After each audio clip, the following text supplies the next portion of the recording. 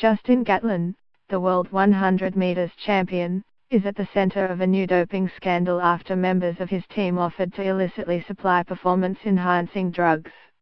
Gatlin and his entourage are now being investigated by sports and doping authorities after an investigation by the London Telegraph uncovered how members of his team offered to provide prescriptions in a false name and smuggle the substances to the United States. Undercover reporters visited Gatlin's Florida training camp where his coach and an athletics agent offered to supply and administer testosterone and human growth hormone for an actor training for a film. The products were to be provided via a doctor in Austria. The total fee for the project was to be $250,000. The coach, the former Olympic gold medalist Dennis Mitchell, and the agent, Robert Wagner, were also secretly recorded claiming that the use of banned substances in athletics was still widespread as they described how positive doping tests could be avoided. In one meeting, the agent claimed that Gatlin had himself been taking performance-enhancing drugs, which the sprinter has strenuously denied. Gatlin's legal representatives announced that he had sacked his coach and revealed more than 5 years' worth of official drugs tests to show he has never tested positive for any banned substance. Gatlin's agent for the last 14 years, Reynaldo Niemeyer, said that Wagner had worked for Gatlin on no more than 2 or 3 occasions and that the sprinter was not present when banned substances were discussed with either the agent or coach.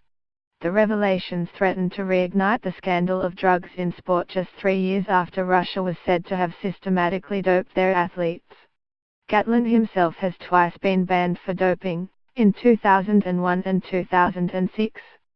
The Athletics Integrity Unit, AIU, which was set up by the International Association of Athletics Federations, IAAF, mid-year, and the U.S. Anti-Doping Agency, said they had opened an investigation into the sprinter, the agent and the coach after being made aware of the investigation. A spokesman for the AIU said that the IAAF's code of conduct applied to both athletes and their support personnel and that designer drugs had always been a challenge. A spokesman for the U.S. Anti-Doping Agency said, investigations stemming from tips and whistleblowers play a critical role in anti-doping efforts. We are presently coordinating with the Athletics Integrity Unit in order to investigate these claims fully. Lord Coe, the IAAF president, said, these allegations are extremely serious and I know the Independent Athletics Integrity Unit will investigate in accordance with its mandate. Gatlin beat Usain Bolt at the world record holder's final 100 meters race at the World Championships in London this year. Gatlin was booed by the crowd, with some commentators unhappy that he was allowed to compete. The newspaper investigation began in July after being told that specific agents and trainers were involved in administering and supplying drugs to athletes and that the regulators had failed to take action.